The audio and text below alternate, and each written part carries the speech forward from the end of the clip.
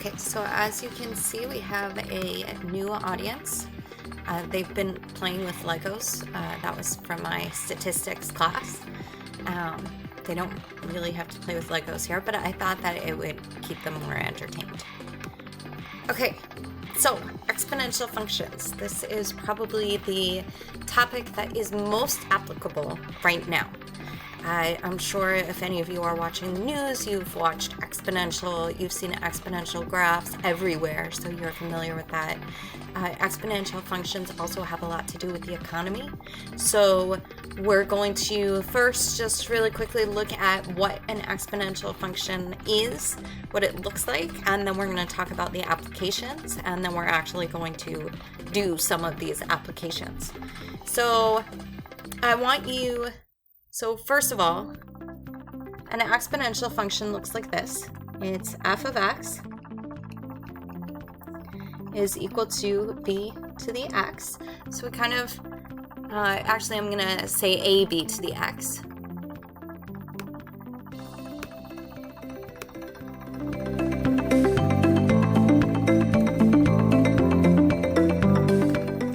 That did not come out well.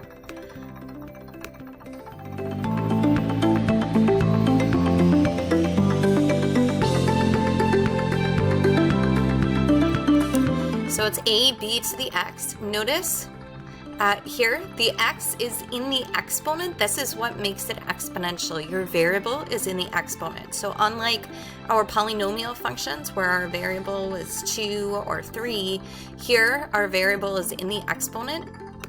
That's the difference between exponential and polynomial.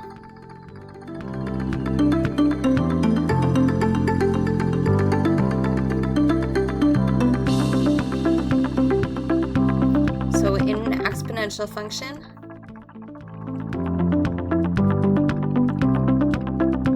our variable is the exponent.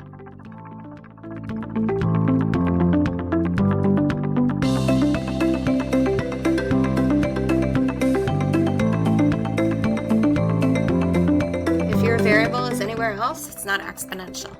Okay, so we kind of talked about this already, but the b is the base. The a here is actually the y-intercept. So this is not hard to see. If x were equal to 0, now we know from our discussion of exponential properties that anything to the 0 is 1, right? So a times 1 is just a. So it makes sense if we plug in 0. So f of 0 is a times b to the 0, which is just equal to a times 1, which is just equal to a. So that's why we say that a is our y-intercept. And the b we call the base, okay? The b is not equal to 0.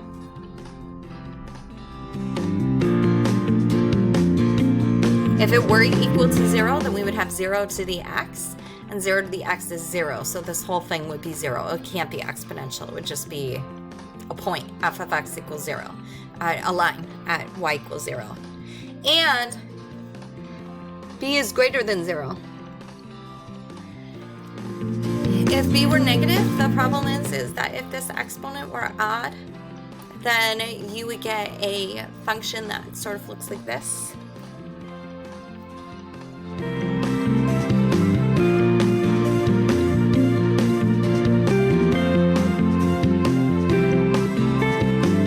Get these dots. Okay, and we wouldn't call this exponential. At least we're not going to discuss it. I didn't leave enough room here. I'm rewriting the same thing.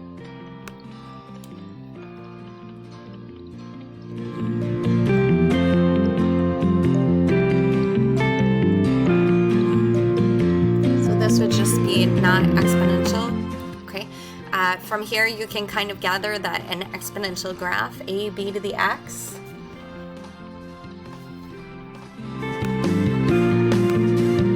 the general shape of that graph. And again, if you've been watching the news or reading the paper, I am sure that you have seen this a lot.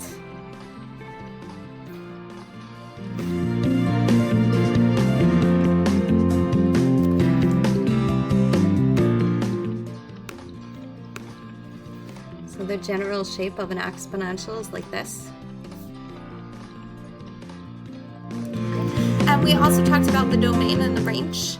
Okay, the domain is all real numbers. This just keeps going up. This is actually terrible. I'm gonna redo this.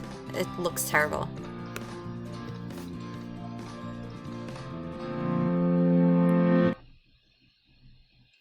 This is a little better.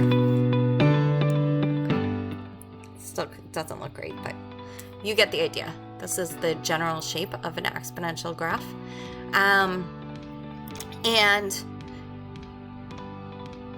The last thing is that your x is your exponent.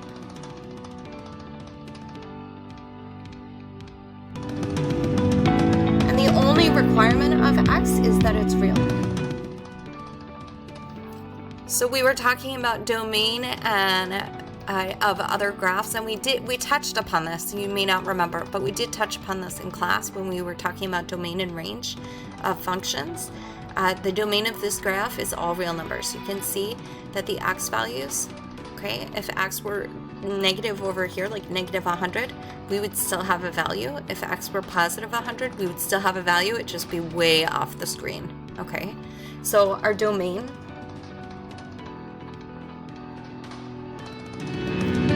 is negative infinity to infinity. And our range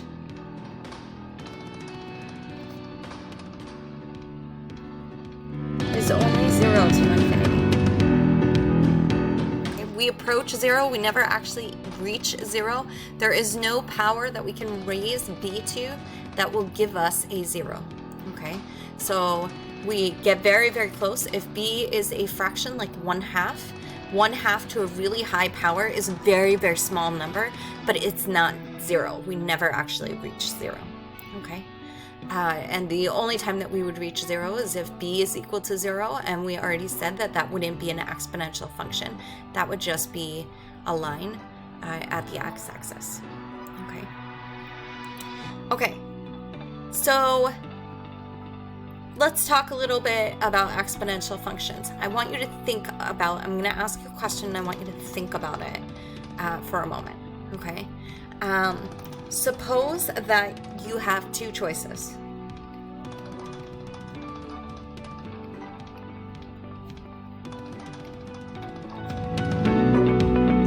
Your first choice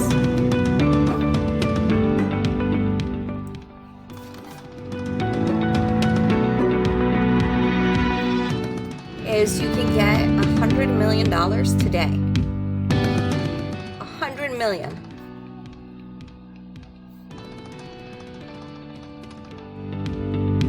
Your second choice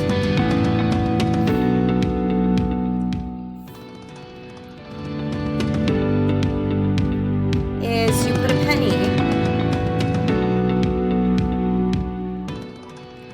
on the first square of an 8x8 checkerboard or chessboard.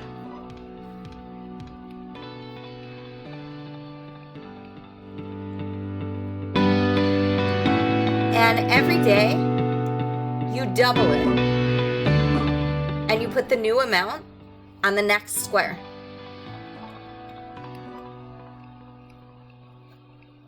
So every day you double what was on the previous square.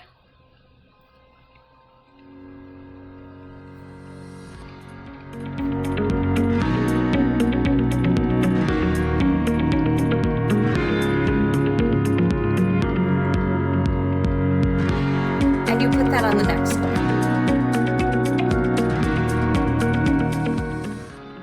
Now you don't get to keep everything on the chessboard.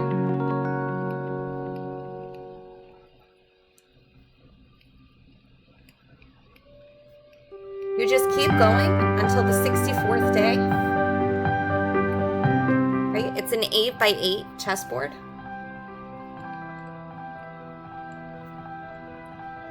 You get to keep what's on the 64th square, just what's on the 64th square.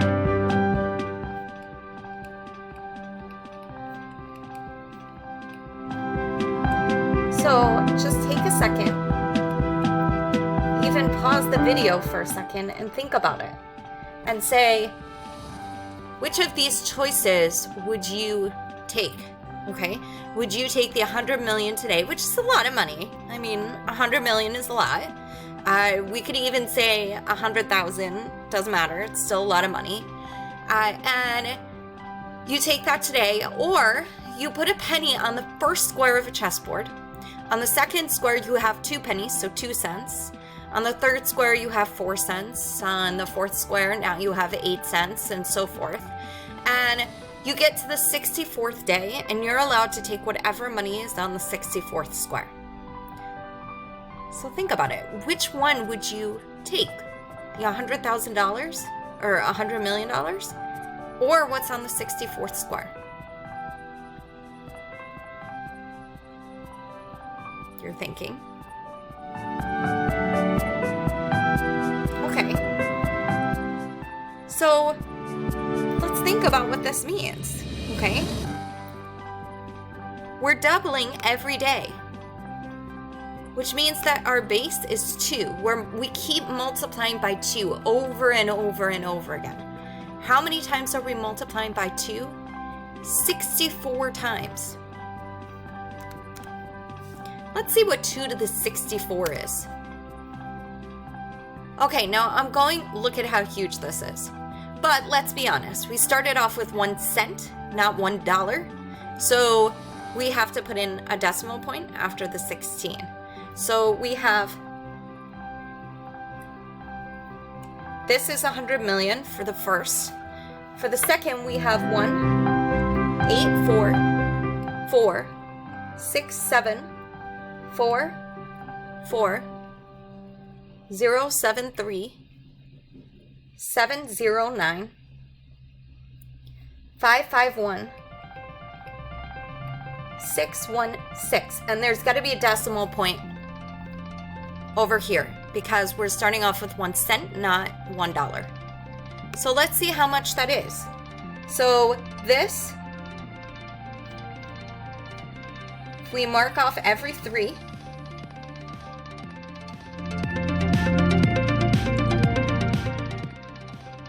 this is 100,000s here. The 7 means 7 million. Okay, now we have 737 million, 440 billion, 467 trillion. This is quadrillion amount of money, quadrillion dollars. We started off with a single cent, and now we have 184 quadrillion dollars, almost 184 and a half quadrillion dollars. That is a lot of money. Look at this exponential growth. Look at how fast it is. Now you can see why when you look at the news now, this idea of the spread of the coronavirus is so scary because you have things doubling in less than a week. I mean, on last Friday, we hit 80,000 people who were infected with the coronavirus. Now I think we're up to 250,000. We have more than tripled in a single week. Now imagine if we kept doing that in a single week, we're tripling. Well, how much is that when we, after a few weeks? So let's actually calculate that so that you can, I don't want you to get scared because eventually this is going to stop, okay? We are going to reach a peak. So a lot of you are looking at graphs where we reach a peak, an apex, and then all of a sudden it starts going down. This is exponential growth, but unlike this exponential graph, we will turn around, okay? But let's just see what happens. So if we start off with the 80,000, okay, from last Friday, okay, and we know that we're tripling every week, and again, this will eventually slow down, so don't panic. And we want to know, okay, well, how much is this going to be after 6 weeks? And we don't, let's not even think about after 6 weeks. Let's think about after 2 weeks, because we expect the apex to be in 7 to 21 days. Okay, that's what most of the models are looking at. So let's just square this. Okay, well, if we square this, now we have 720,000. If we do the same thing and we say, okay, let's say that we don't actually hit that apex for 4 weeks. Well, now we have 6 million, 6.5 million. So you can see why we're hoping that that apex comes earlier.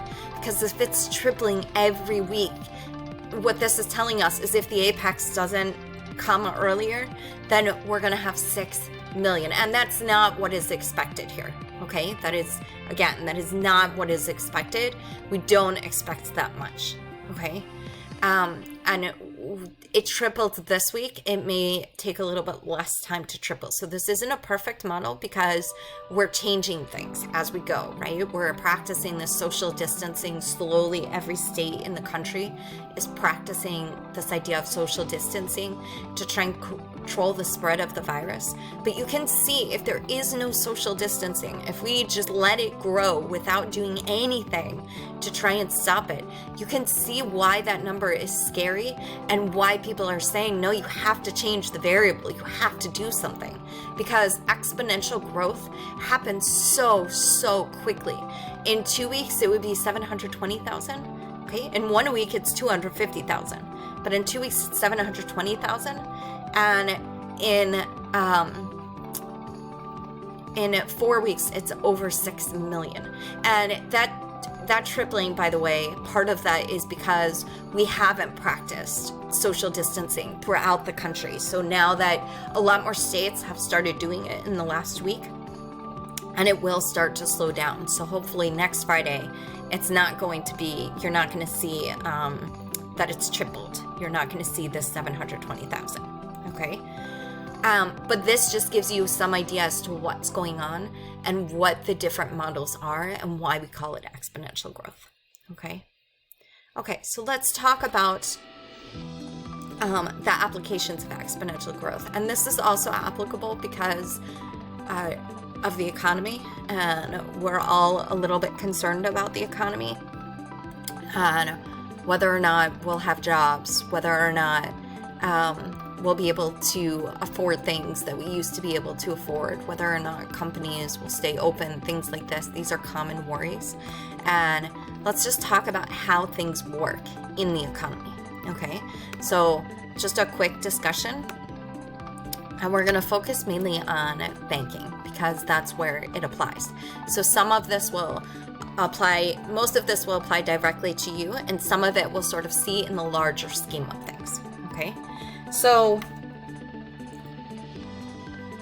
exponential functions have huge applications for us. It's one of the only areas of math that we do actually see in our daily lives on a regular basis.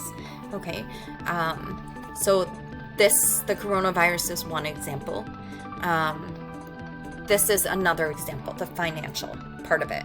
So let's talk about banks. So we have a few things going on here. When we go into a bank and we put our money in a bank, we have certain types of accounts, okay? So we're specifically talking about banks here. So we have lots and lots of different accounts. They're going to offer you lots of different things, but they basically fall under 4 different categories. We have checking accounts, which if you have your money in a bank, you probably have a checking account. We have savings accounts.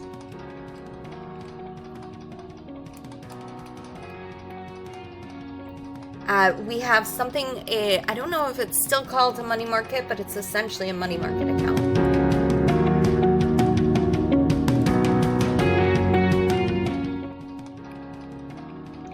And then we have something called a certificate of deposit.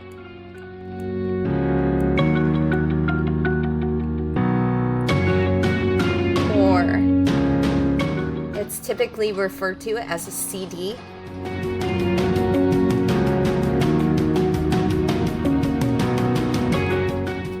And essentially the difference between these accounts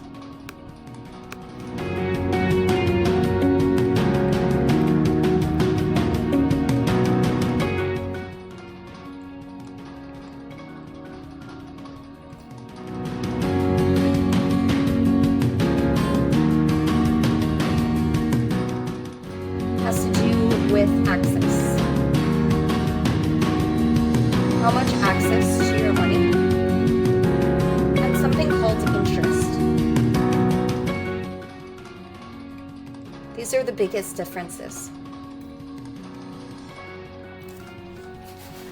So let's talk about that. So in order to talk about that, we should first talk about how banks make their money.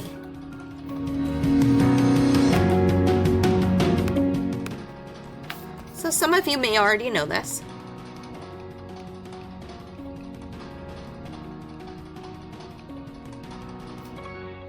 And there are lots of different ways that they do this.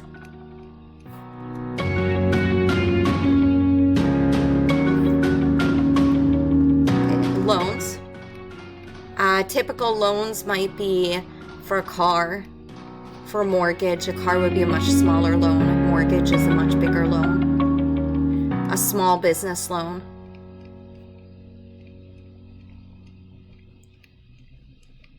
Okay, we'll get back to loans in a minute. Another way is just by basic fees. So we have something called overdraft fees. So an overdraft fee is essentially you go in and you write a check to somebody, okay? And let's say that you have $100 in your account, but you write a check for $200. Now, what the bank will do is it'll say, okay, we'll let that person cash that check, okay? Sometimes it can be really embarrassing if somebody tries to cash a check and then they can't. So if you have $100 in your account, they might say, okay, we'll let the person who you gave the $200 check to deposit the check, but you're going to be charged a fee because essentially the bank is paying $100 and it's $100 that you don't have. So they might charge you a $50 fee or something for something like that. You have ATM fees, right? So if you take money out, if you have money in, let's say, Chase Bank, but you use an ATM from TD Bank, you're going to be charged, I think it's like a $3 or $3.50 fee every time you take out money from an ATM at a different bank. It might be minimum balance fees. So in a lot of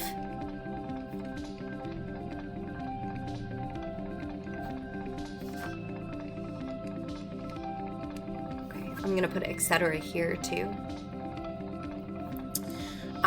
For example, you might need in an account to have at least $100. And if you take out money and you fall below $100, they'll charge you a certain fee every month. Sometimes it can be as much as $10. Sometimes they'll charge you a fee just because you haven't used your money. Okay, so if your bank account has went untouched for a year, they'll start charging you. Okay, and then one of the other ways that they make money is they invest it in the stock market.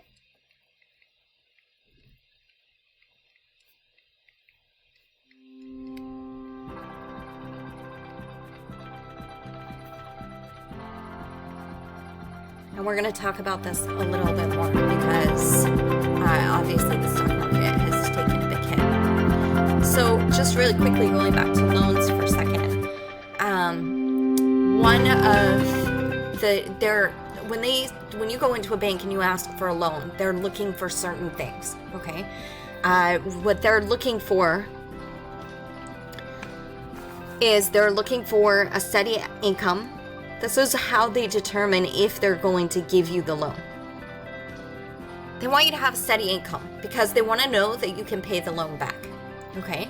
If you don't have steady income, then they don't know that every month you're going to be able to make your payments and you're considered an unreliable person then. So steady income. Then they're looking at your credit score.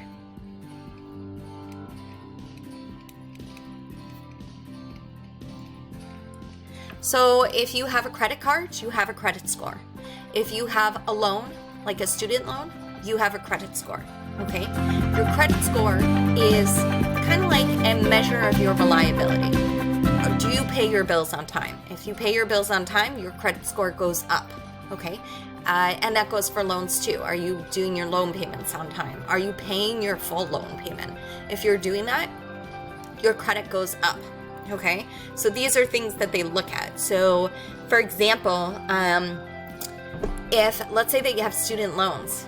Now, if you pay your loans very quickly, so let's say that you pay your loans over 2 years, even though you have 20 years to pay your loan, you actually have a lower credit score. And the reason for that is that there hasn't been enough time for anybody to establish reliability. They've said, okay, you paid your bills over 2 years, but that's not enough to say that you're reliable. If instead you're saying, okay, you consistently paid your bills over 15 years, that makes you so much more reliable. If you only have one credit card, that can be actually a mark against you, because if you're paying one credit card bill every month on time, that's great. But if you're paying 2 credit card bills on time every month, then that's going to give you a higher credit score. So all of this makes you more reliable. Now, you shouldn't have lots and lots of credit cards, but you probably should have at least 2. That will increase your credit score. So all of this is about reliability. That's what the steady income is. That's what the credit score is. Credit score has shown a history of reliability. The steady income is saying, okay, well, that says that you have a future of reliability. The last thing that they look at is assets. Assets are things that you own.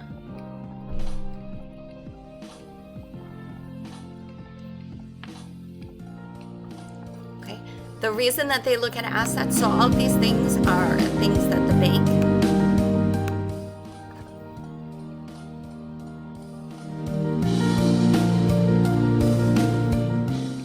uses to determine if you get a loan.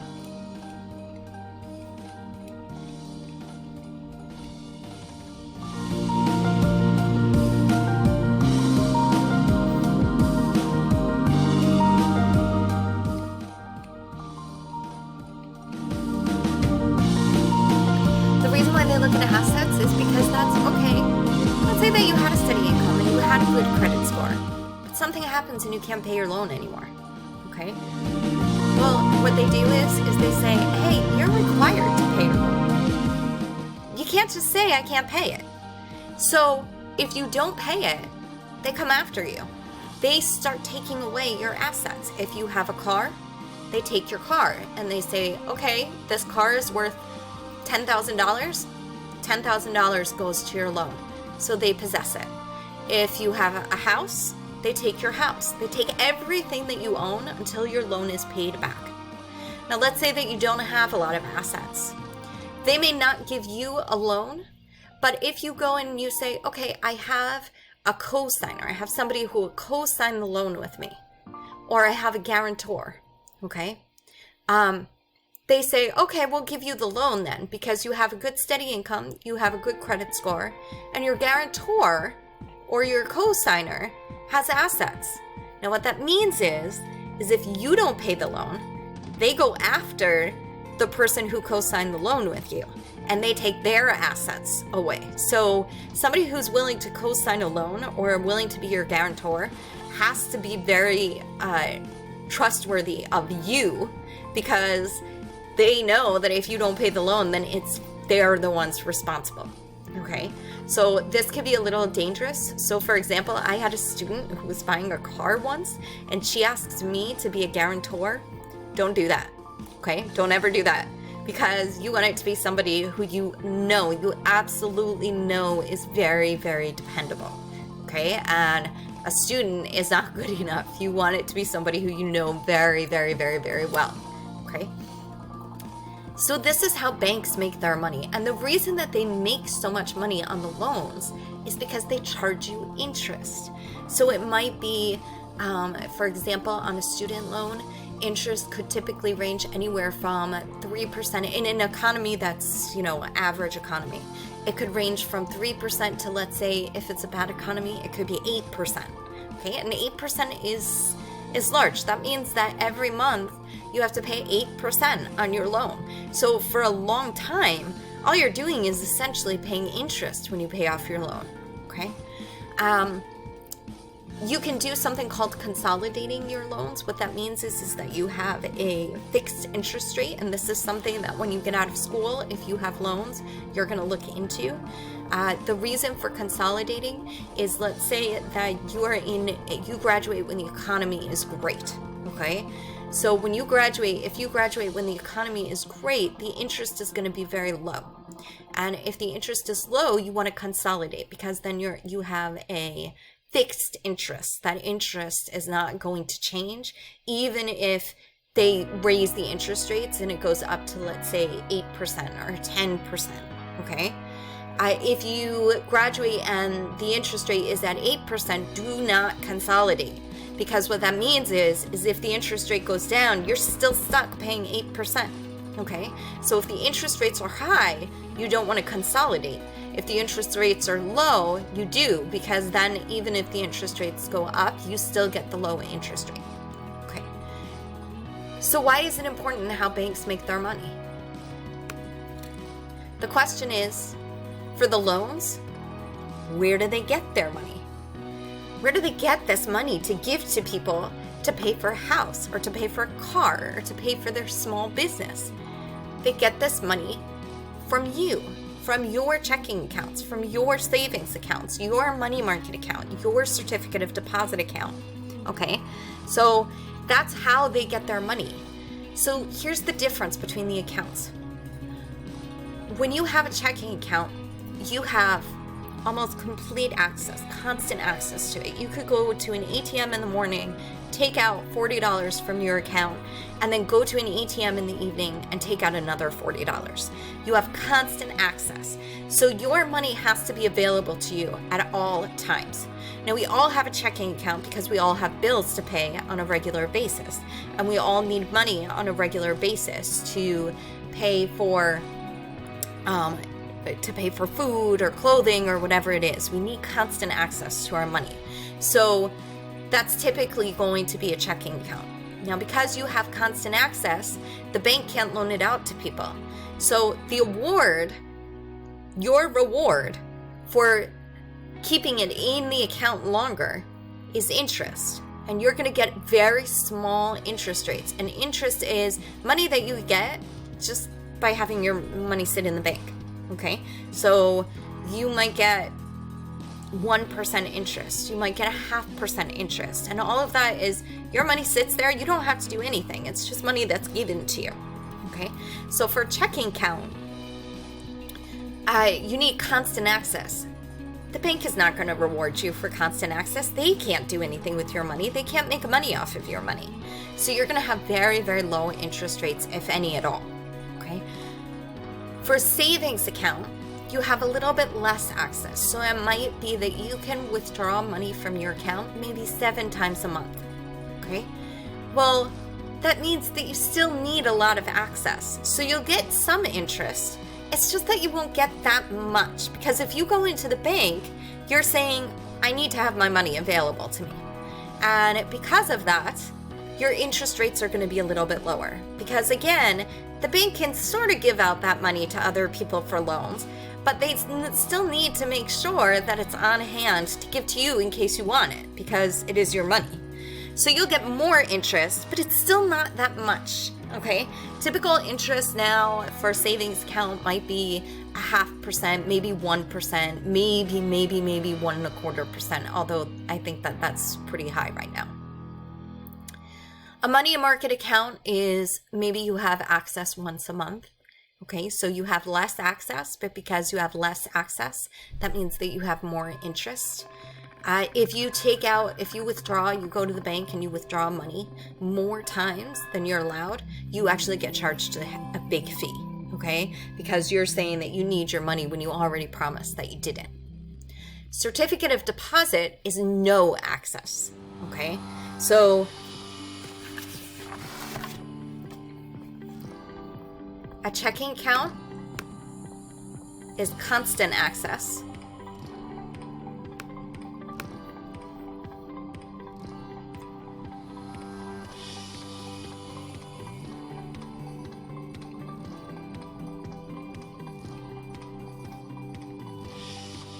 And low or no interest.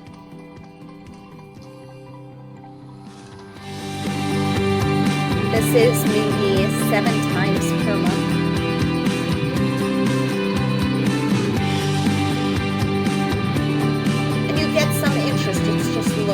interest. And the more money you have in the account, the more interest you'll get. This is very little access.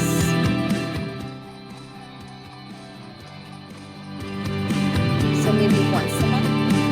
And it means that you have a higher amount of interest. So if for a savings account it's 1%, for a money market it might be 1.5%, which is very high. Actually, nowadays it's very high. A CD is no interest. No access, but very high interest.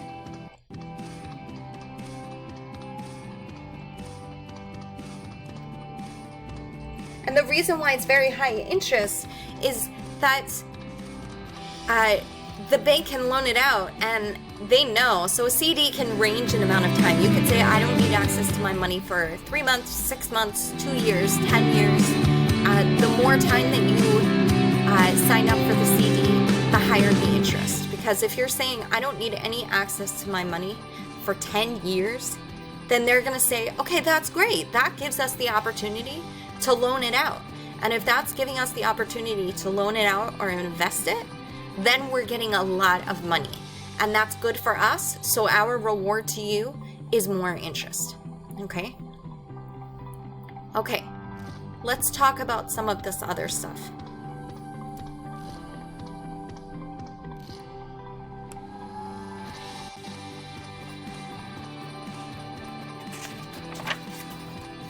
So one of the other ways that the bank makes their money is by investing it in the stock market.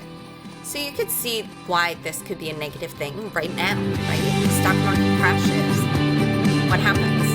The banks make bad investments, or they make investments where the stock market crashes and it becomes a problem.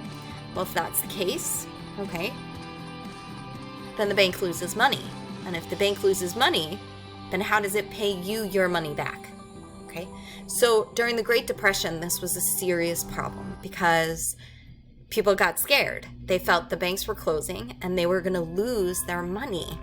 Okay, the banks made investments. The banks were losing money. If the banks lose money, they close. You lose your money. So you go and you run to the bank and you take out money, all of your money from the bank. And how the bank closes. So it's like this self-fulfilling prophecy where you're worried that the bank will close. So you actually cause it to close. So in order to prevent this from happening, FDR, he was president during the Great Depression, and he came up with lots of different, he passed something called the New Deal. And this came up with a lot of programs to help bring us out of the Depression. And one of the products of the New Deal was something called making the banks FDIC insured. And what that means is if the bank closes, what you have in your account is still guaranteed to you. You don't have to worry that the bank closed, so you lost your money. Okay? This guarantees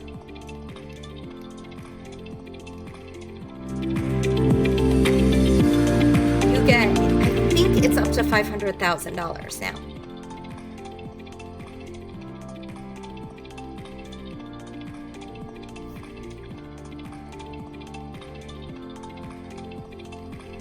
So obviously, if you only have $1,000 in your account, you're only going to get $1,000 back. But if you have $500,000, you're going to get $500,000 back.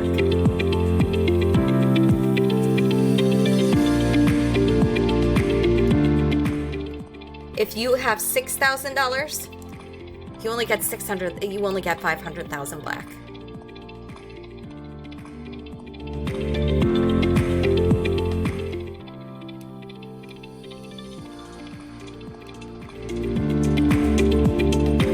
This is very, very helpful to us because think about it, okay? Right now, the stock market crashed. Well, if everybody had went to the banks and pulled out their money, well, we would have a much bigger problem than we have now. We're likely to enter a depression. There's tremendous job loss. Now the government is printing more money than they have, so we're likely to enter a depression, but it would be much, much worse if all of the banks closed and people were losing money just because they had it in a bank. So what this does is it helps ensure that you keep your money if you put it in the bank, okay? Now, there were some things, there's a stimulus package out there, right? And it's, well, where do we get the money from for a stimulus package? In 2008, you had big banks who, and we're talking about commercial banks. So like Goldman Sachs, for example, we're not talking about things like TD Bank, okay? Things like Goldman Sachs, banks like Goldman Sachs made investments that were bad, okay? And when your investments are bad, then you lose money. And places like Goldman Sachs now had no money, and if they have no money, then they go bankrupt and they close. So the stimulus package sort of rescued those big banks. And where does the government get money from? They get money from taxes on us, on the everyday person.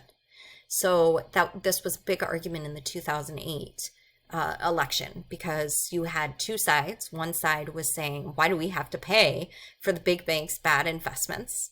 And then you had another side that said, well, if we don't pay, then those banks are going to close, which means that our banks are going to close, which means that eventually we're going to lose money. So they said, we don't like paying, but we still have to bail out these banks. We don't have a choice. Now, the same thing is kind of true for this stimulus package, where you're saying it's not necessarily that we're raising taxes here because nobody has money, but what they're doing is they're kind of like printing more money. And where's this money eventually going to come from? Well, when the economy gets better, they're going to raise taxes eventually. But the question is, well, which is better? That we don't get a stimulus package at all, which is, that's everybody gets $1,200 and money goes to different states, all of these things about rearranging where money goes. Well, eventually we have to make up for it. We have to get that money back. And the way that we get it back is through taxes. But we could say, nope, we don't want to do that. And if we don't do that, then, we're in a deficit and our economy is going to stay, it's not going to improve. So these are things that we have to think about when we talk about the stimulus packages. And we don't really have a choice in this one. It's not a choice. There is no money, so we need to do something in order to rescue the economy.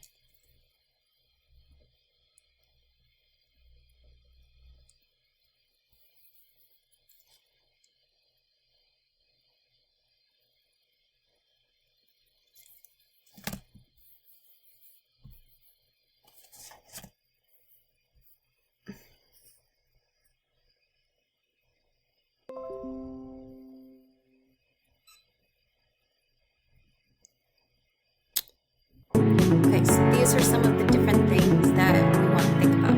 Okay, now when we do this, we have very little in our bank accounts. We have very little interest. Okay, if you have a credit card, so for anybody who has a credit card, the interest. Sorry, hang on one second. Okay, sorry, I had to pause it for a minute. Okay, credit cards versus debit cards. This is the last thing that we're going to talk about. Okay, so we have a credit card.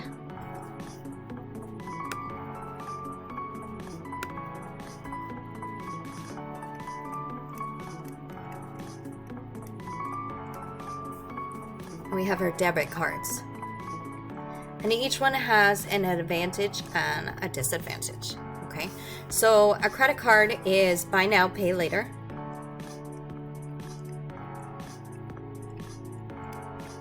That's a big advantage. It builds your credit. So if you want to get another credit card, it's helpful if you have a credit card already. Then you need to check out ours. So a credit card builds your credit. Now, the very first credit card that you get is going to have a very, very little, I forget what you call it, a amount of credit that you can use, a balance. So you might only be able to buy $2,000 worth of worth of items at a time, okay? As you build your credit, that amount will increase. So it might be that after 5 years now you can buy up to 7,000. It might be after 10 years it could be an unlimited amount. It depends on the credit card company as well. So like, for example, when I graduated from high school and I got my first credit card during my first year of college, I only had a $500 credit. That was just enough to buy books. The following year they increased my credit to $2,000 because I was paying my bill on time, okay? So that's another advantage. Another advantage is if it's stolen,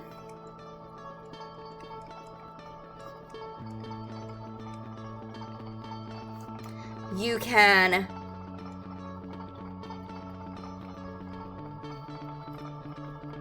I don't want to say you can get the money back, but the money hasn't left your account yet, okay?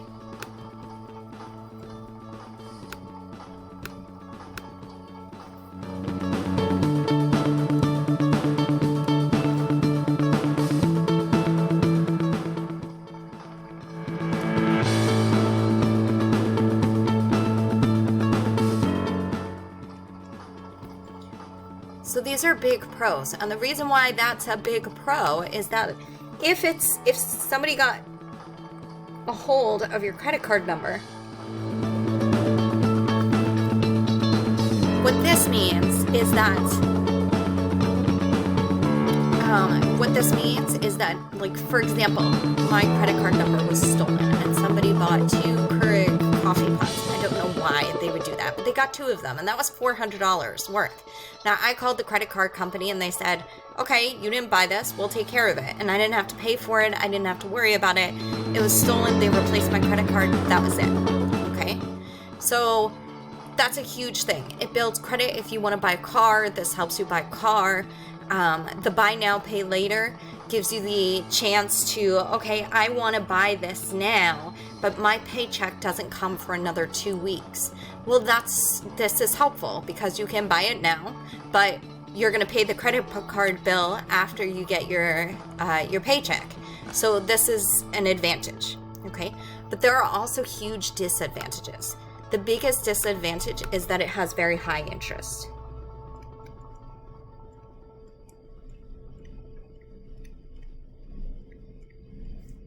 And when we say high interest, I can mean it could be as much as 19%. Meaning if you bought something for $100 and you couldn't pay for it at the end of the month, okay? Well, now the next month, it doesn't cost you $100 anymore. Now it's costing you $120. And the next month, if you still couldn't pay for it, now it's like $144. It's more and more interest every single time. So it gets very, very expensive if you can't pay your credit card bills on time. Second thing that they have is late fees. And this kills your credit.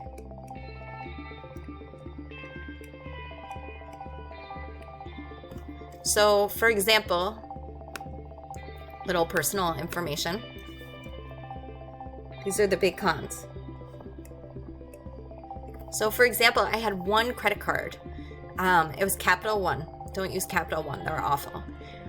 You get a bill at the end of every month. So I don't do online checking because I worry about hacking. I worry about people having access to my information. So I get paper bills in the mail. So Capital One, I bought something for like $50. It was something I had to buy. I bought it for $50, and all of a sudden, I didn't get the bills, and I forgot about it. And I pay all of my bills on time. I pay them in full because I know about the high interest. So this never happened to me before, okay? But I never got the bill in the mail. And then the next month went by and I never got a bill. And I had just completely forgotten about this $50 charge. And then a month later, so now this is the third month, so 2 months of not paying, okay? 2 months of not paying. Now, all of a sudden, this $50 item is over $200. Over $200. That's because I was charged interest and I was charged $35 late fees for both months. So I called up the credit card company and I explained this to them. Capital One was my very first credit card, so I've been, they've had my business for like 20 years or something. And I called them and I told them this, and I said I never received the bill. So they said, okay, we're going to waive the late fees, we're going to waive the interest, pay the amount that you were supposed to pay, and we'll take care of it for you. So that's what I did. The next month, I get a bill. Now I'm charged another late fee with interest again. So I call the company up again and I say, okay, I don't understand this because I paid it. I paid it 2 days after I spoke to you. I mailed it in that day. You got it 2 days after I spoke to you. And there were some things that were my fault here. First thing that was my fault is I forgot that I used the credit card. I don't use that credit card a lot. And the second thing is when I paid the bill, I should have paid it right there over the phone versus mailing in a check. They said again, I called them up again. They said, okay, we'll waive the fee again. We'll waive the late fee. You don't owe anything. So I'm like, great. I look at my credit score. It's dropped 200 points from excellent to not good. And this is because of late fees. Now I've shown I'm unreliable. So I called up the credit card company. I said, no, this isn't fair. You killed my credit score with something. They had evidence that I never got the bill. They had looked it up, and the post office, it said return to sender. So they knew I never got the bill. It didn't matter. Destroyed my credit score. So this is a huge disadvantage of a credit card. Okay, one mistake can really cost you. Now, to be fair, I don't have a lot of other things to help improve my credit score, but this was still a huge problem.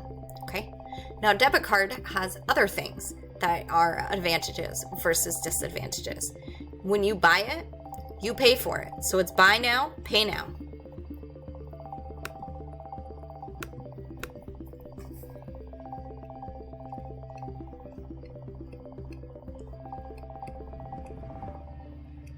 Now, this could be a pro or it could be a con, right?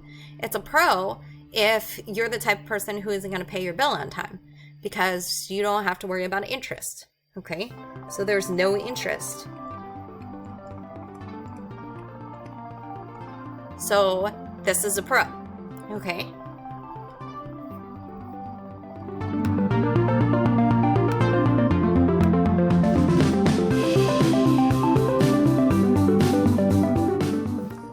One is a pro. You don't have to worry about interest. You don't have to worry about it not being paid back. Okay. Another disadvantage is you might pay more than you have. Well, you're never gonna. It's actually it's not really a negative. You can't buy more than you have in your account, or you'll be charged a fee.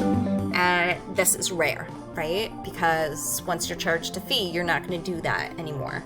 So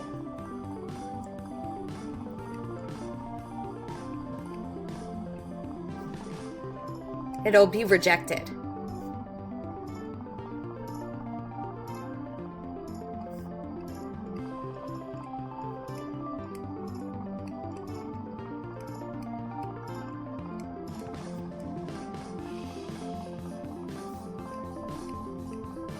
So that could be a pro. The biggest con is the money comes directly from your account.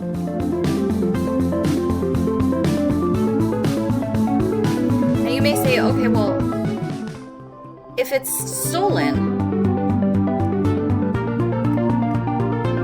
if your card is stolen, you still have a PIN number attached to it. So somebody would have to know your PIN number.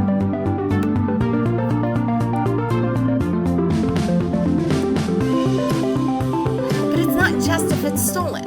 What if you go to a store and it didn't seem to go through, so they swipe it twice, and maybe it's a $50 item.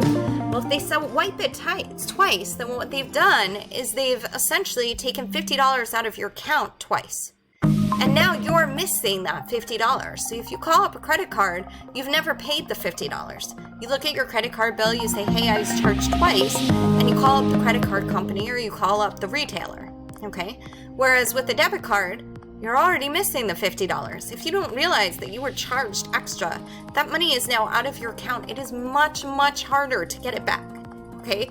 You have to call up the company that you bought from, or you have to call up the bank, and it is so difficult to get that money back. It can take months if you get it back at all.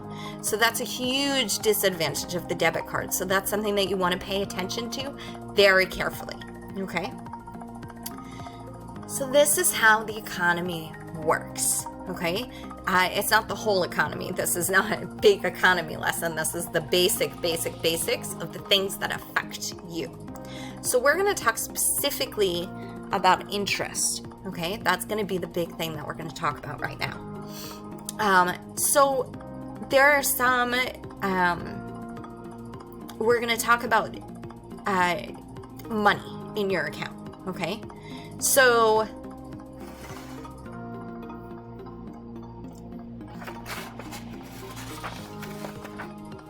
let's start with, let's say, for example,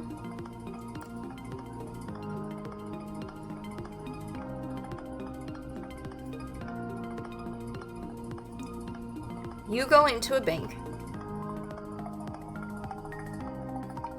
with $1,000.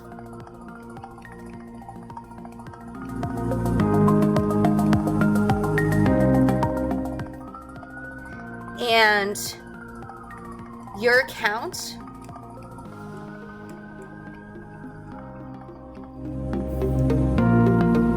gives 10% interest each year.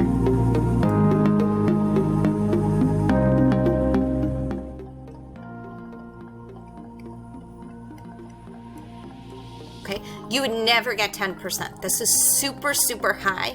I'm using it because it's a nice, easy number, and I want you to be really, I want this to be simple, okay, simple numbers. So you go into a bank with $1,000 and your account gives 10% interest per year. The way that this works is, let's say that you go in on January 1st, you put $1,000 into the account. January 1st the next year, it looks at what you have in the account and it says, okay, let's take 10% of that and add it to the $1,000, okay? So what we're saying is January 1st, 2020, let's say,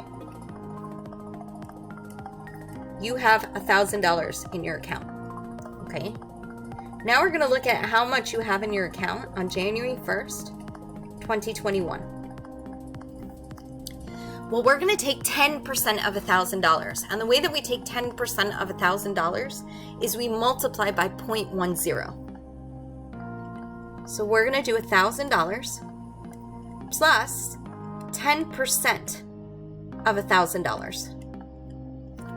So this 0.10 times 1,000 is 10% of 1,000.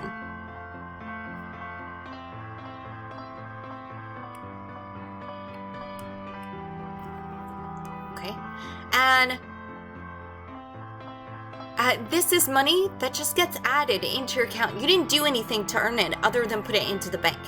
Okay, now what we're going to do here, and you're going to understand why we do this in a little bit, but if you notice, both terms have a 1,000 in common, so we're actually going to just factor that out. If we factor out the 1,000, then we get 1 plus 0.10. Okay. Well, if we take 1,000 and we multiply by 1 plus 0.10,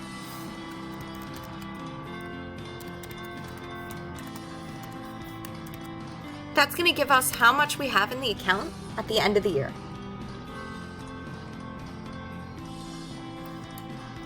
And it tells us that we have $1,100 in the account. Okay. Now this 1 represents like 100%. This says take 100% of what we have and add 10% to that. Okay? So this tells us that on January 1st, 2021, we have $1,100. Now this is assuming we are not withdrawing or depositing. We're keeping this simple. Okay, now let's see how much we have on January 1st, 2022.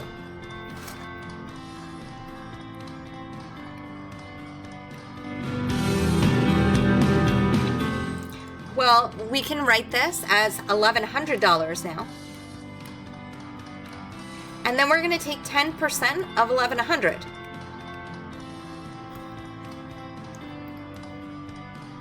Okay, well what we can do is we can factor out 1,100, just like we did before, right? So here's the $1,100 that we had, and we're adding 10% of that. But we can factor it out.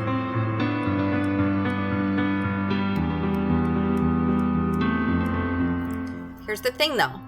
This 1,100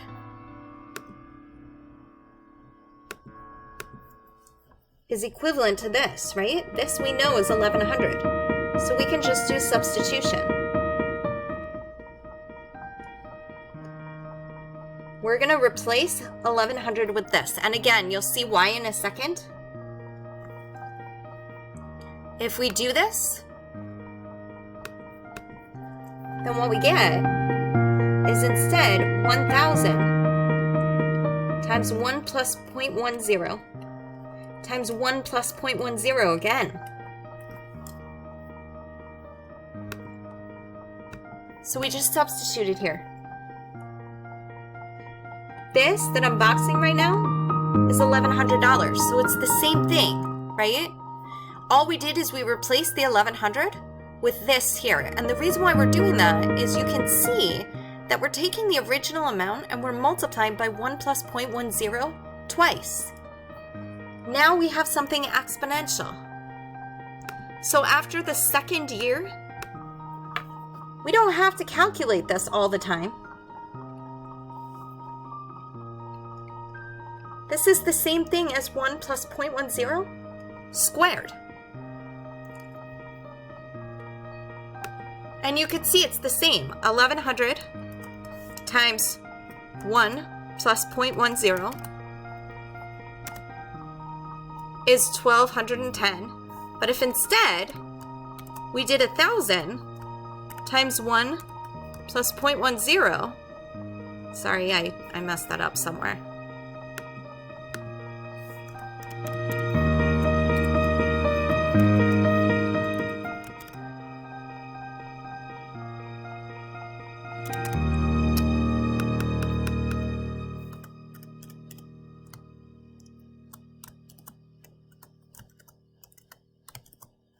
And we're going to square that. Okay. Well, what does that equal? 1,210. It's the same thing. Okay. It's the same thing as doing 1,100 times 1 plus 0.10. Now we have $1,210. Okay, let's do this one more time for January 1st, 2023.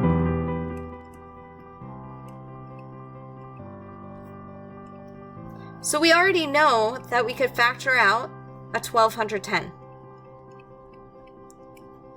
right? We're saying take $1,210 and add it to 10% of that.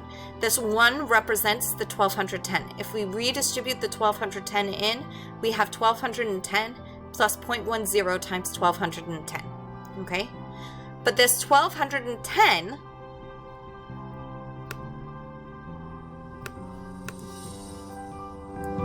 is really the same as this right here. This is 1,210.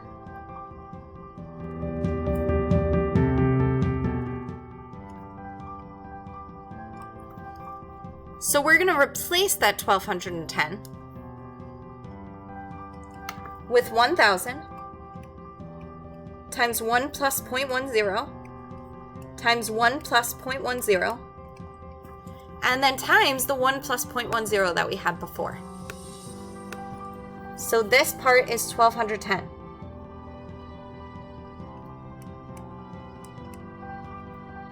So times 1 plus 0.10. And what we're saying is that this is really 1,000 times 1 plus 0.10 to the third. And if we do that here,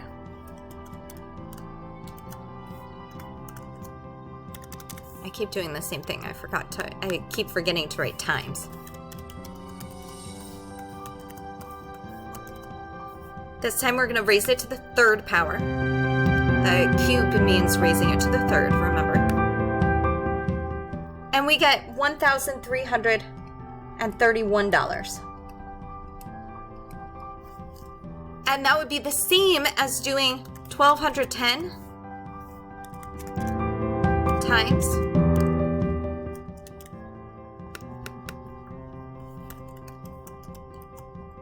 1.1. Or 1 plus 0.1, which is 1.1. So you get the same thing. So what this means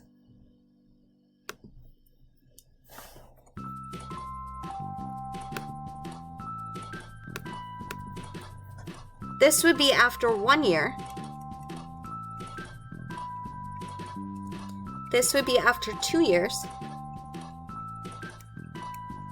And this would be after 3 years. So if we want to know how much we have after 10 years, we don't have to figure out how much we have in the 9th year, right? If we had to figure out how much we had in the 9th year, then we would have trouble because we would have to do this 9 times over. We would have to know this. But what this is, hey, you only need to know what you had when you originally put the money in.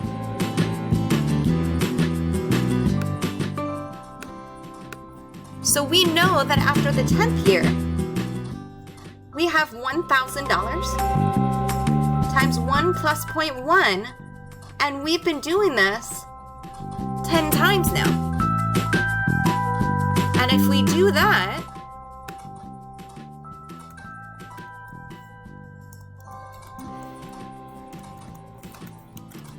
we're going to raise this to the 10th. So on your calculators, you see this x to the y? That's an exponent. It's saying, okay, let's put in a caret, which represents exponent, and this is to the 10th. And this is saying, okay, so we have $2,593, and this is dollars and cents, so we round to the nearest hundredth. $0.74 after 10 years. So we've more than doubled our money, but remember, we have a huge interest rate here. Okay. And if we want to know, okay, well, how much do we have after 20 years?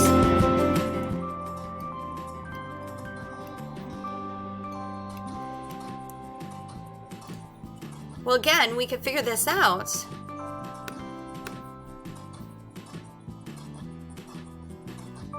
Just by doing 1,000 times 1 plus 0.10 to the 20. And if we do that,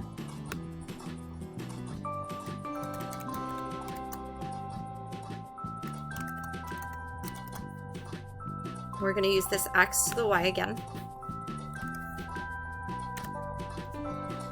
We get $6,727.50. So we're rounding to the nearest hundredth. Okay? So let's come up with a general formula. This is going to be our first formula. We have 3, okay? So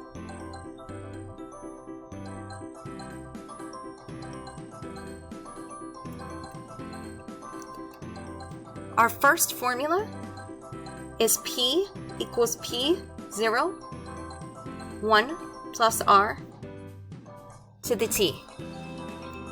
Okay, let's define what this means.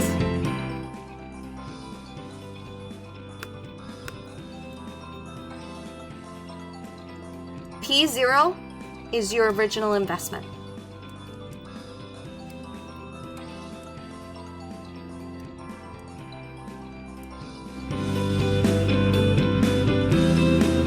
Your R is your APR.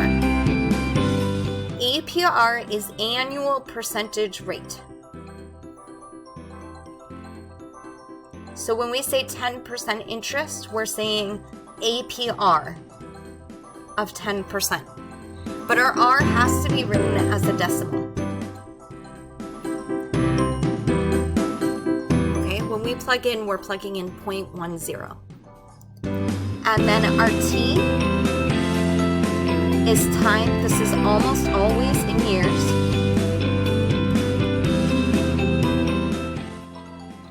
Okay, and our P is what we have after T amount of time. So this is our first formula. Here's the thing though. This says that we give you the full 10% at the end of the year. But as a bank, we may not do that. We might actually break it up and give you instead half your interest in the middle of the year after 6 months, and then the other half after the next 6 months. Okay? So let's take that instance.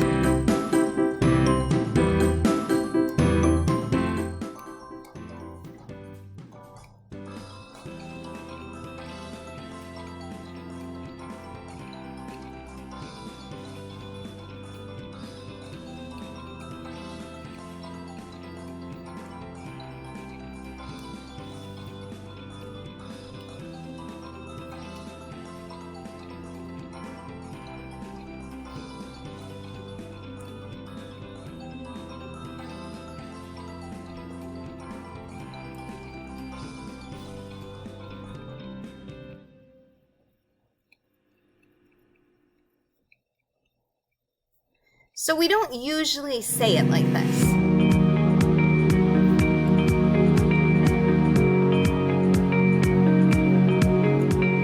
What we're really saying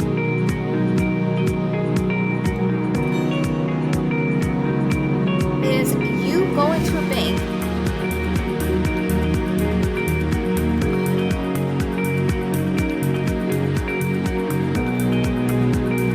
to invest $1,000.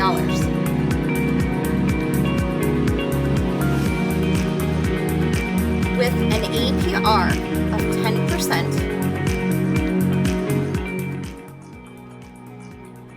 compounded semi-annually.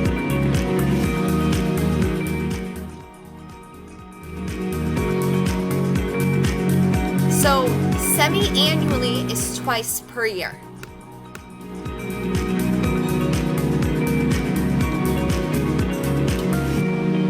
Right? 6 months, every 6 months.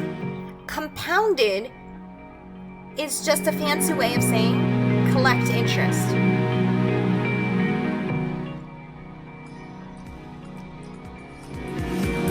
So you're getting 10% over the course of the year, but you're getting it twice. You're getting half of it after the first 6 months, half of it after the second 6 months. If we said compounded 4 times per year, it would be saying you're getting a quarter of it after the first 3 months, the second quarter after the next 3 months, the third quarter after the next 3 months, and finally the last quarter over the next 3 months. Okay, so that over the course of the year, you've gotten a total of 10%, but 2.5% each time. Okay, so the number of times that you compound is the number of times that you collect interest.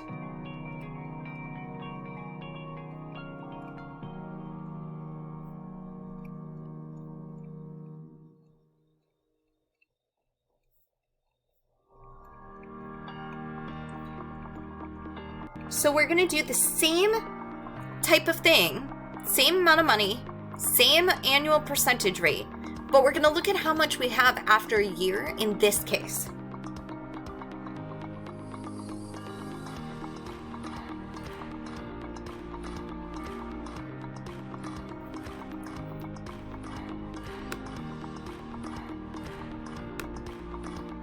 So in this case, instead of after 1 year, we're going to do after 6 months.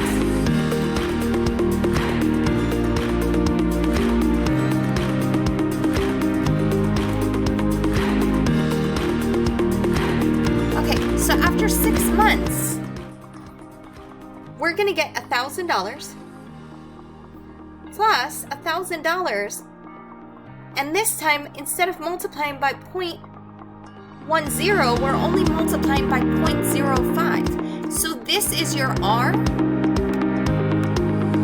divided by 2.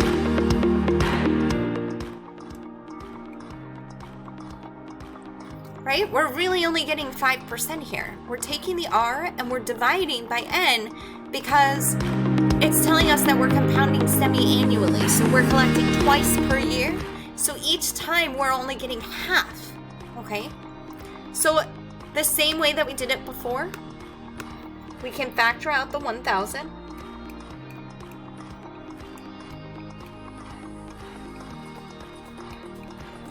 And if we go and do that, this is 1,000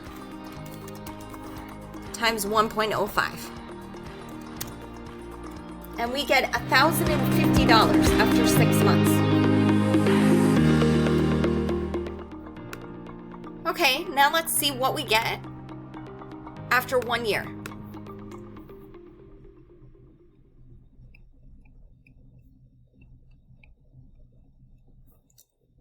Well, after 1 year, we're going to get the 1050, which is the 1,000 times 1 plus 0.05.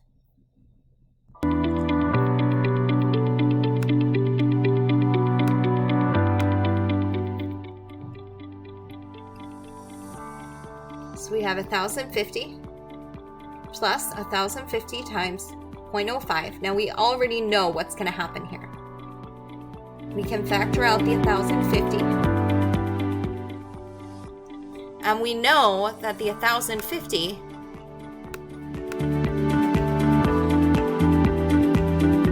is equivalent to this here. This is what's allowing us to use the exponents. So we're going to plug in.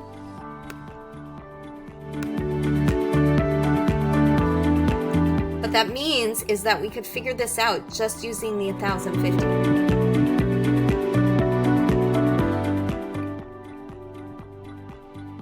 We just substituted.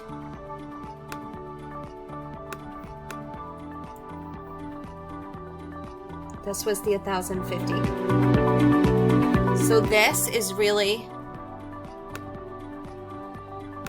I'm breaking this up for you a little bit here, just so that you see where this is all coming from.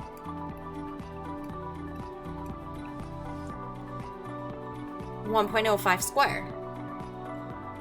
And if we do that, what this is saying is after 1 year,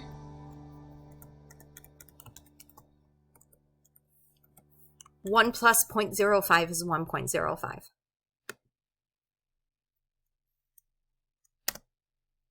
Well, now we have $1,102.50. Well, this is more than we had before. We only had $1,100. Here we have more.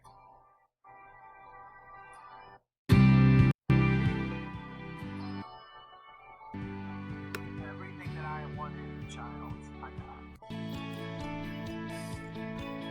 So we have more here. So that's actually a huge thing.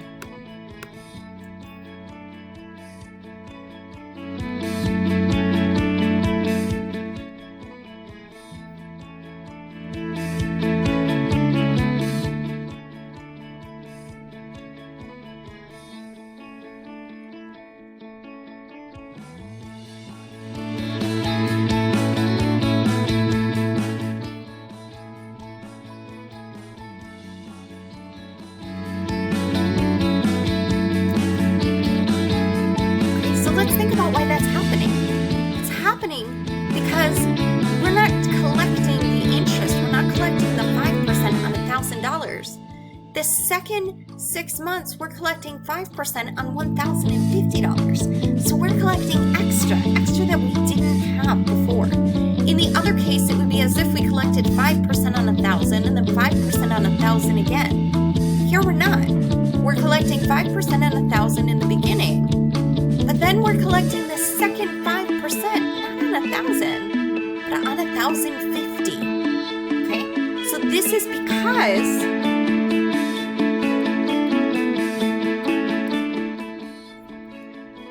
collecting interest on interest.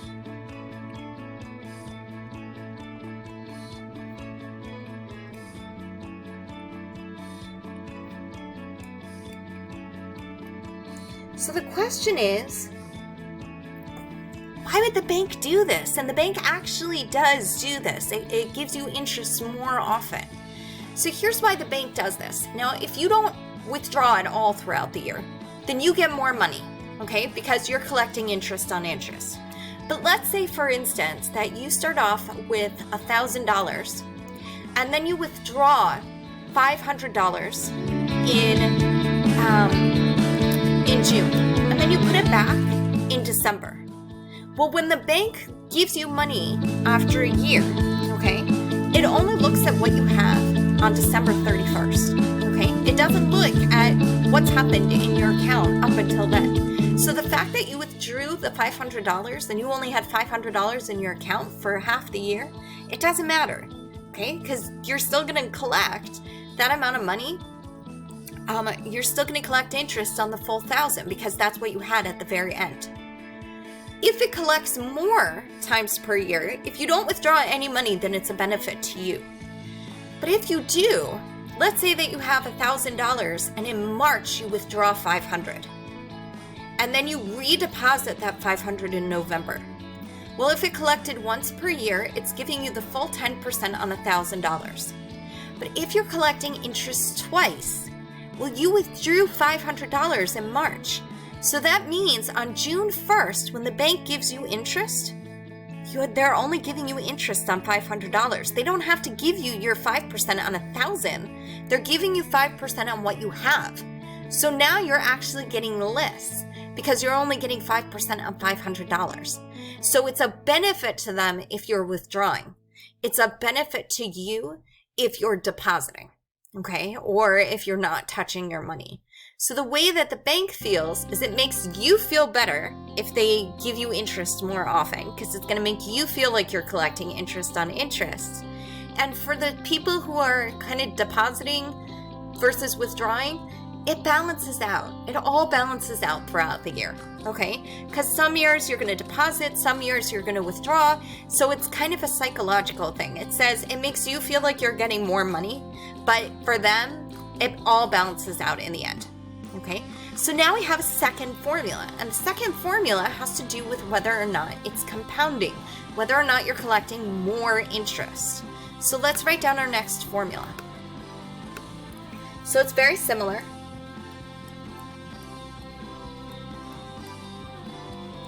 And this one is P equals P0, right? We have our principal. The P0 is the original investment. I'll put this in up here too. It's also, we can call it the principal amount. That's the original amount that it is. So we have P0, and then instead of 1 plus R, every time that we do this, we're doing 1 plus R, and we're dividing by the number of times that we compound. So if we're compounding twice, then we're going to take our APR and we're going to divide by 2. If we're compounding 4 times, we're going to take our APR and we're going to divide by 4. If we're compounding 10 times, we're going to divide our APR by 10, okay? And then instead of just multiplying by T, we're going to actually take T and we're going to multiply it by N. So our exponent isn't just T, it's NT, okay? And it's NT because you can see that at the end of the year, you've collected interest twice. At the end of 2 years, you will have collected interest 4 times because you're doing it 2 times per year. At the end of 10 years, you're collecting it 20 times because each year you're collecting it twice. So you would multiply the number of years by 2. Okay, so let's write this down, what each thing represents, just like before. So this original investment, I'm going to add it up here too. It's referred to the principal amount.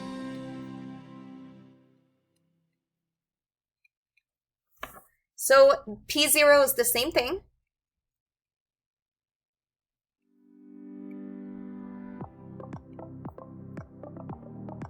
Principal amount or original investment. I switched this, that's because it means the same thing.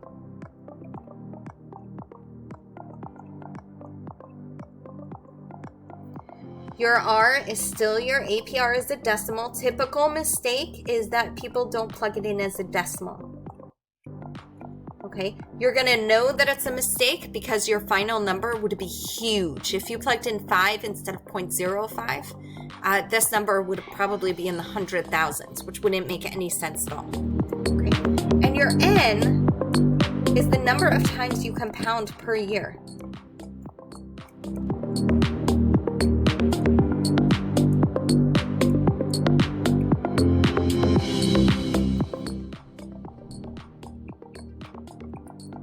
Which means R over N is the amount of interest you get each time you compound.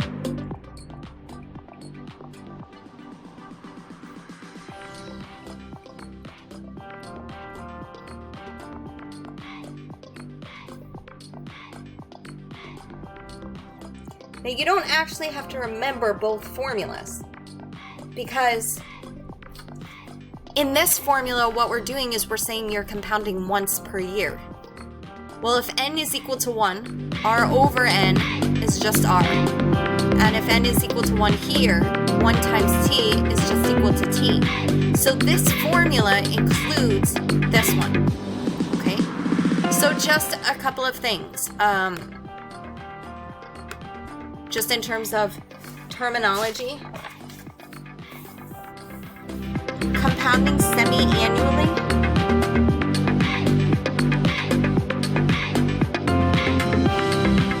just means that N is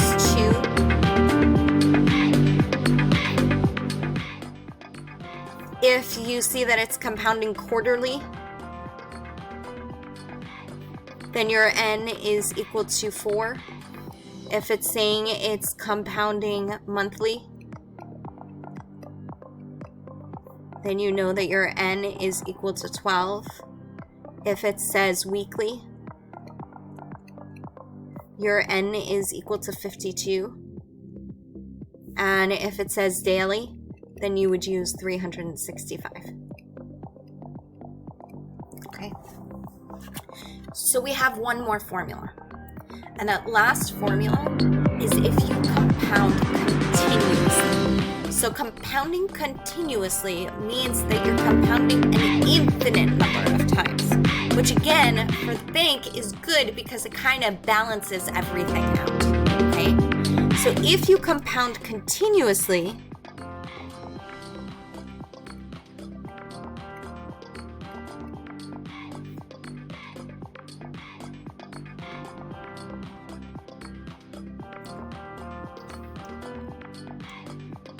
you're compounding an infinite number of times per year.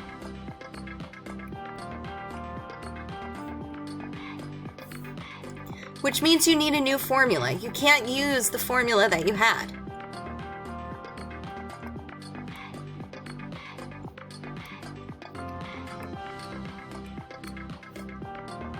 Because you can't plug in infinity into that formula.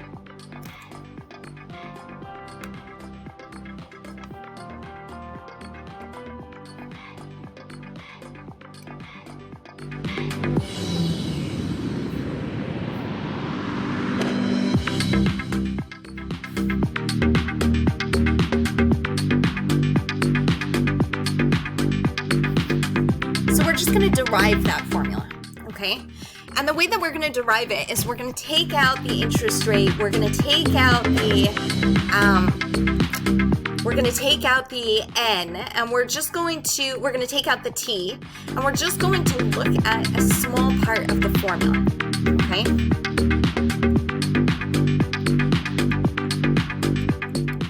And this is our last formula.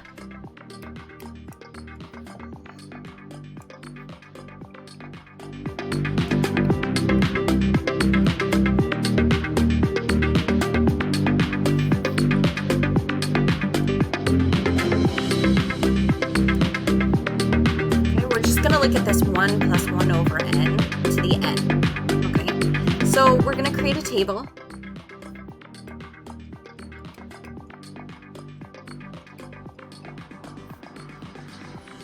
And we're just going to plug in different values for N. So if we plug in 1 for N, and we plug that in over here. 1 over 1 is 1. So 1 plus 1 is 2, and 2 to the first is 2. So we get 2. If we then plug in a larger number, okay, so remember, n is infinity. N is a huge number, so that's what we're doing. We're plugging in a huge number.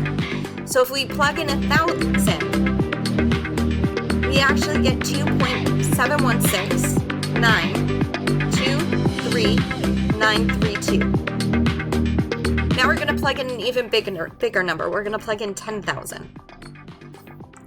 And what we get here is 2.7181145927. Now we're going to plug in a million.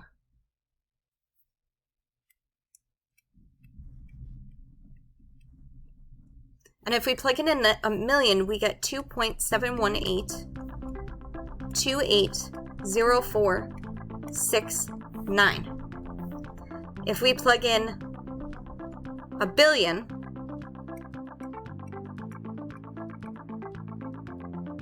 that was not a million.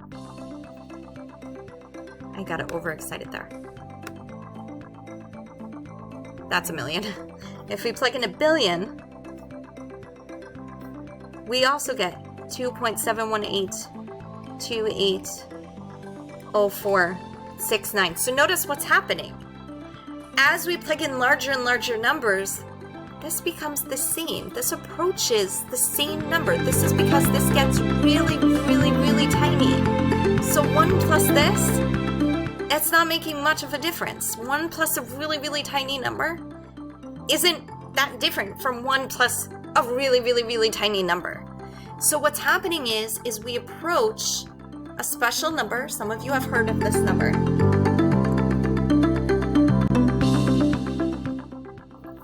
It's E. And E is 2.718280469. And E is on your calculator, okay? Sorry, I said 2.7188. I should change this.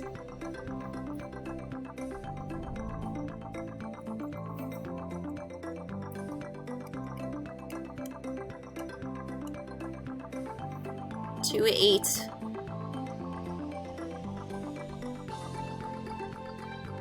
1 8 2 8 and so forth. Okay, it's an irrational number. It's like pi. It has a value. If you remember, we said E is not a variable that we typically use. Okay, and this is why, because E has a value. So this means that we have one last formula. And you only use this formula when it says compounding continuously.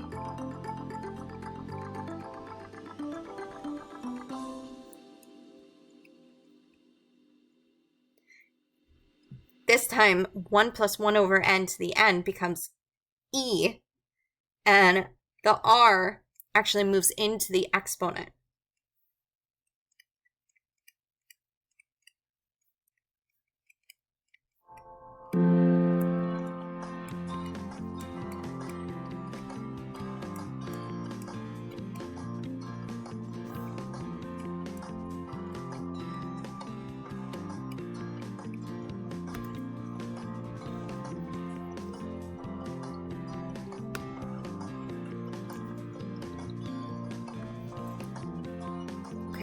So now we have essentially two formulas, because remember, we don't have to use this formula here. We're really only using this one when n is equal to 1. That's what this is.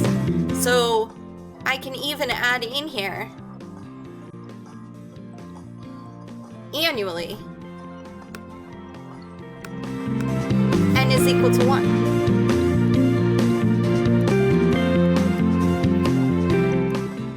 And then we're using two formulas, okay? So let's just do a couple of examples and then we're done with this for today. So let's say, for example,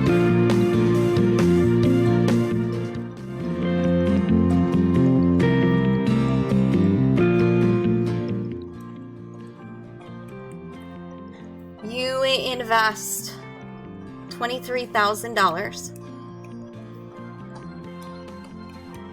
with an APR of 2%, compounded 3 times per year.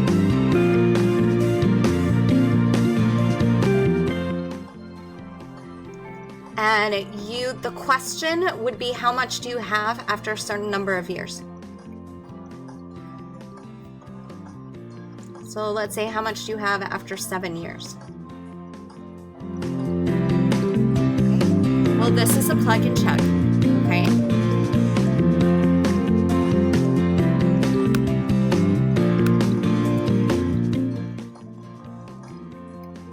It's not compounded continuously, which means you're not going to use the formula that we just did.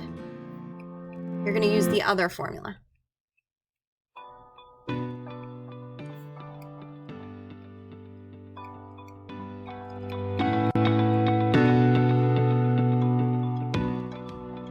You're using this one, P0 equals 1 plus R over N to the NT. Your R is 0.02. Remember, it's as a decimal.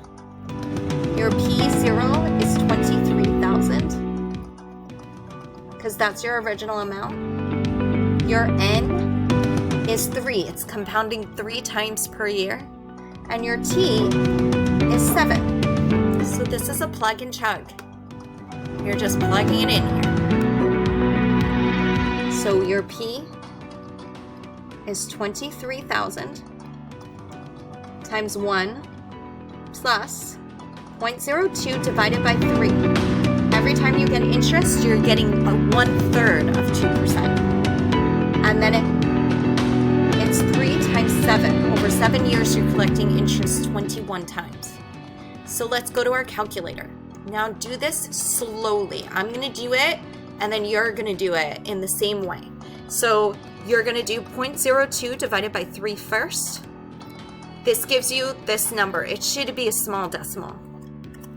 You're going to add it to the 1. The 1 represents 100% of what you have. Okay, so now you have 1.0067. You are going to raise this to the 21st power. So you're doing this order of operations. Parentheses first. Inside the parentheses, we have division. Division comes first. Then you add. Then exponents after parentheses. So we raised it to the 21st power. That's 3 times 7. And now we're multiplying by the 23,000.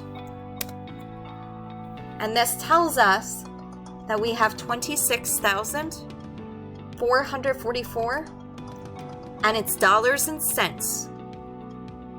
So you round to the nearest hundredth. Okay?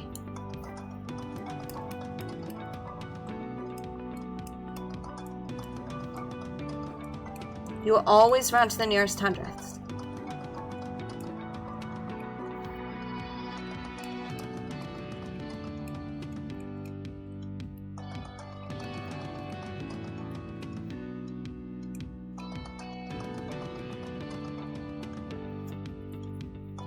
And that's it. It's a plug and chug.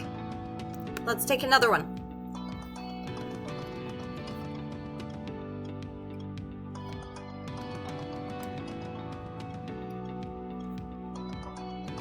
Suppose you invest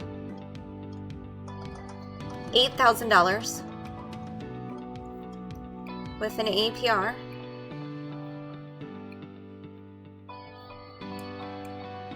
of 0.5%. Compounded continuously.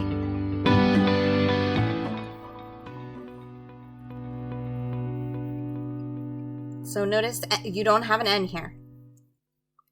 You want to know how much you have after 10 years.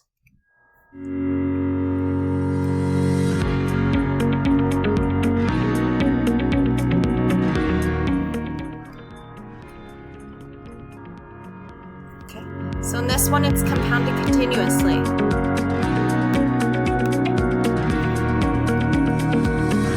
As soon as you see these words, you're using that second formula. You're using the one with E.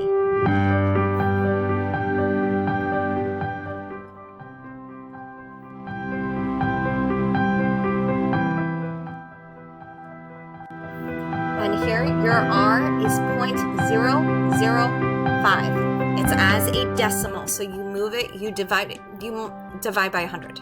Okay? You're moving your decimal point two places to the left. Your T here, you want to know how much you have after 10 years. And your P0 is 8,000. So now we just plug in. It's a plug and chug. You just have to figure out which formula to use. Compounded continuously says you use the formula with E. Compounded any other amount, so here it's not compounded continuously. Any other case, you're using this formula, okay? So here, we're doing P equals 8,000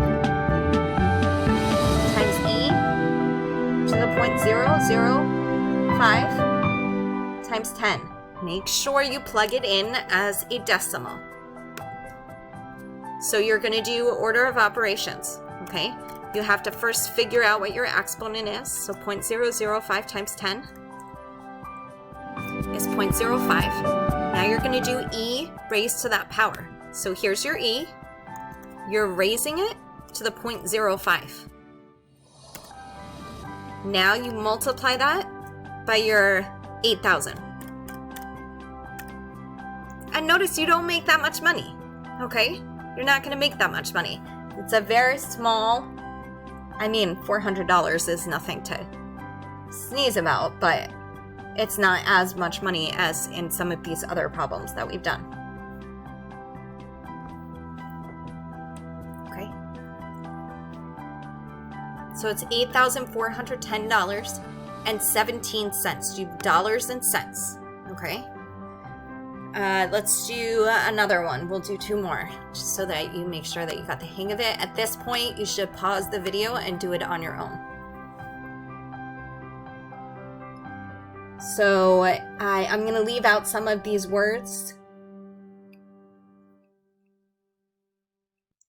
You invest $12,000.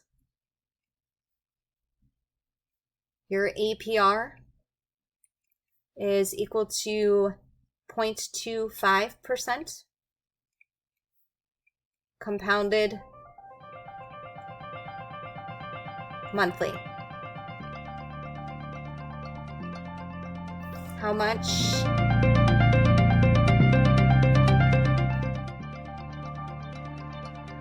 After 16 years.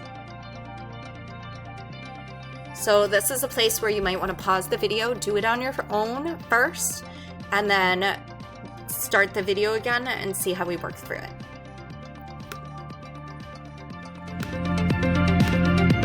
So this doesn't say compounded continuously, which means that we're using this equation up here.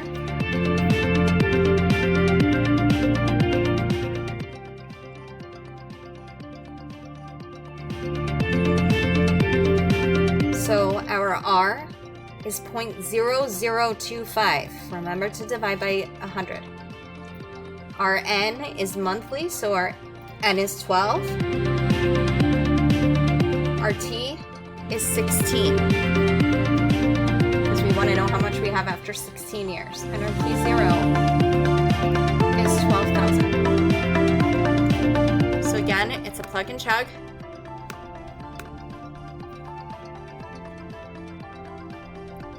We're doing 12,000 times 1 plus 0.0025 over 12 to the 12 times 16.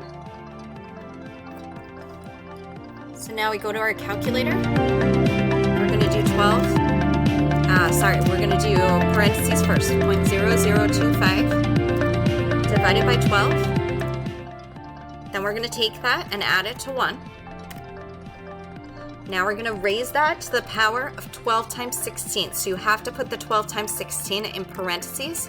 Otherwise, it's just going to raise it to the 12th first, and then it'll multiply by 16. So this 12 times 16 has to go in parentheses. And then notice you just get a number a little bit above 1. That's the way it should be, okay? If you got something much above 1, then you did something wrong. And then we're going to multiply by 12,000. And it makes sense that we wouldn't get such a high number because our interest rate is so low. So it's $12,489.68. Okay, and finally, last one.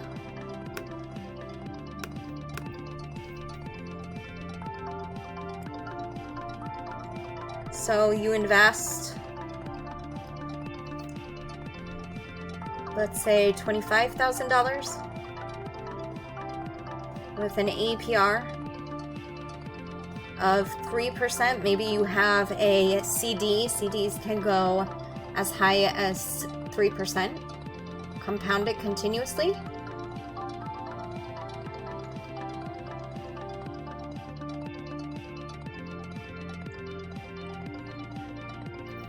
You want to know how much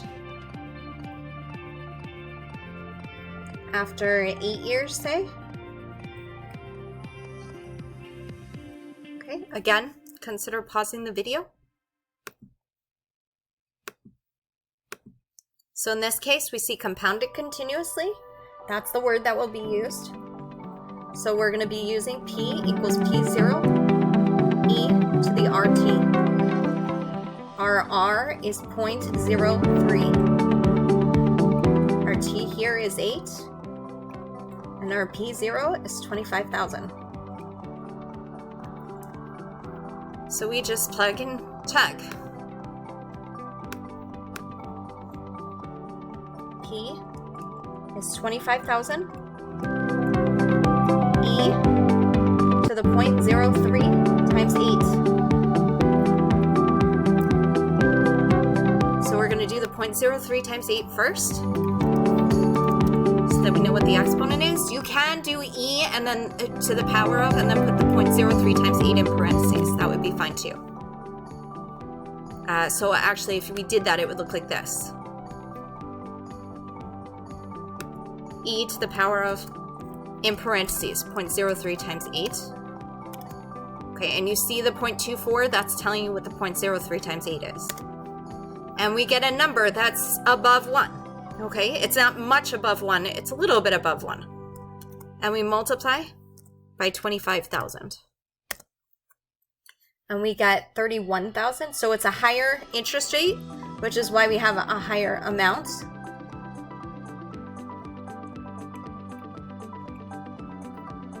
$31,781.20. I wrote 28, but I meant 23.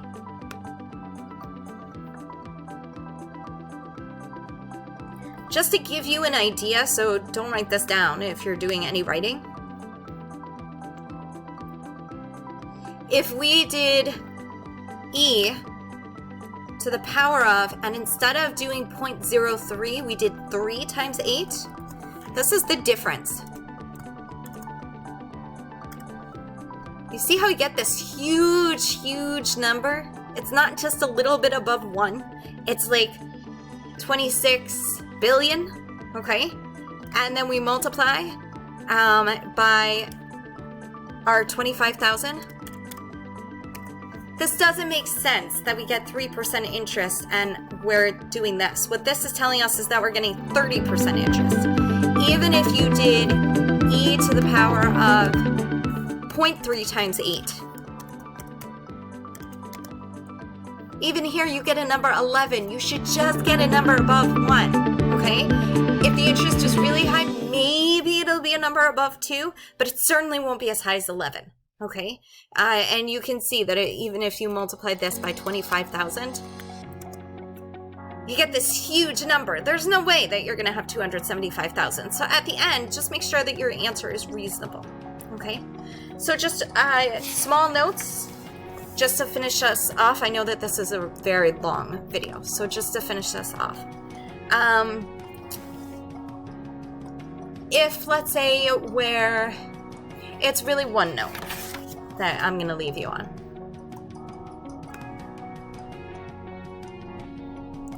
APR is the annual percentage interest, right? But the APR in this case is 10%, but we're actually getting a little bit more than 10%, right? We're actually getting 10.25%, I think it is. So we're actually getting a little bit more.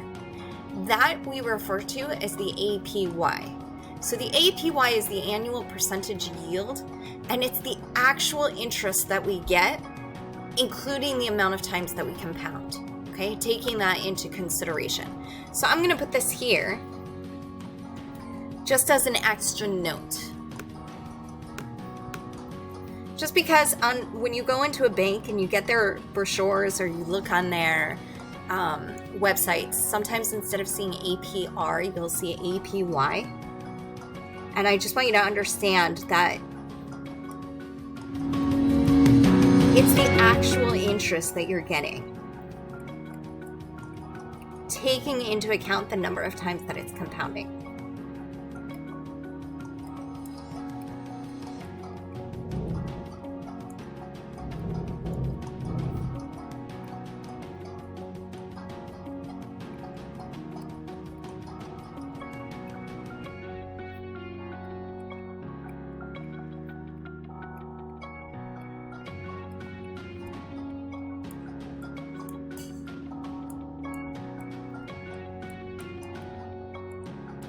Most of the time, the interest rate is so low that the APY and the APR is actually the same. But the APY otherwise will always be higher than the APR, okay? Because you're always getting a little bit more if you're compounding more times per year. And then it's probably worth mentioning that if you're talking about things like half-life, it's a little bit different. Your half-life, you would be taking your original amount and you would be multiplying by 1/2 instead of E, because every day it decreases by 1/2. So that's probably worth just mentioning. But we're not actually going to be looking at that so much. So I'm not going to write it down or even do any problems with it. But this is essentially what you need to know and what you need to be able to do. This is it for exponents. Our next thing is going to be logarithms. So there will be 2, maybe 3 videos on logarithms. I know this one is really, really long. So if I won't make another one that's this long. And then you'll have your quiz. Great.